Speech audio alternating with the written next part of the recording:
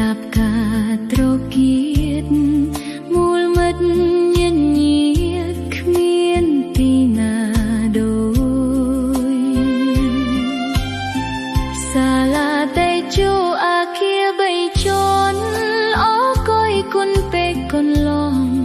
សុំនឹងរបងខ្លងទ្វារថ្មីសេះគ្រប់គ្មៀតថ្មី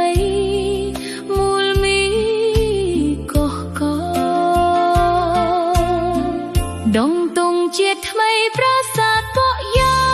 ងរវិចសុំសួនច្បាររំលេចលោកដៃក្ដិចបោស្បាតម្រងទីធ្លាចាប់សាបសុំយ៉ាប់មានបងកៅអីអាងទឹកបងហូរលៀងដៃសេះប្រស្រីមុនចូលថ្នាក់រៀនរាល់ព្រឹកចូលសាលាលើកដៃសំពះគ្រូខិតខំរៀនមិនខ្លាចនឿយហត់ដើម្បីអនាគតភ្លឺថ្លា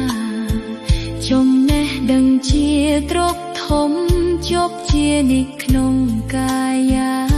ជាគុលធីតាខ្មែរថែរក្សាពុទ្ធជាតិសេះស្អាតសន្តា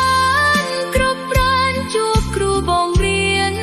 លើកដៃសំពះឥតអៀនសិស្សគ្រូមានវិន័យថ្លៃថ្លាសិស្សសួរគ្រូឆ្លើយចម្លើយក៏ត្រាលំអិតលទ្ធផលប្រឡងដូចចិត្តអេលអពិតសេះជួបរាល់ដងគ្រូប្រឹងសេះស្ប្រឹងបន្តឹងវិន័យមុតមងអ្នកសាលាគ្រប់គ្រងល្អកន្លងជោគជ័យរាល់ឆ្នាំ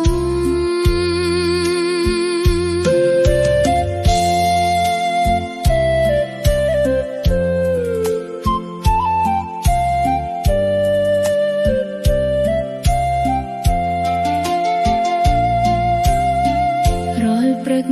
ចូលសាលាលើកដៃសំពះគ្រូខិតខំរៀនមិនខ្លាចនឿយហត់ដើម្បីអនាគតភ្លឺថ្លាចំណេះដឹងជាទ្រព្យធំជាប់ជានិច្ចក្នុងកាយាជាគុលធីតាខ្មែរថែរក្សាបុព្វធម៌ជាតិ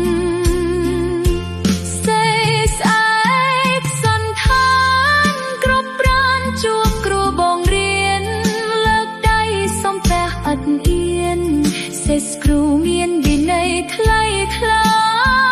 សេះសួរគ្រូឆ្លើយចម្លើយក៏ក្រាលំអិតលទ្ធផលប្រឡងដូចចិត្តអេលអពិត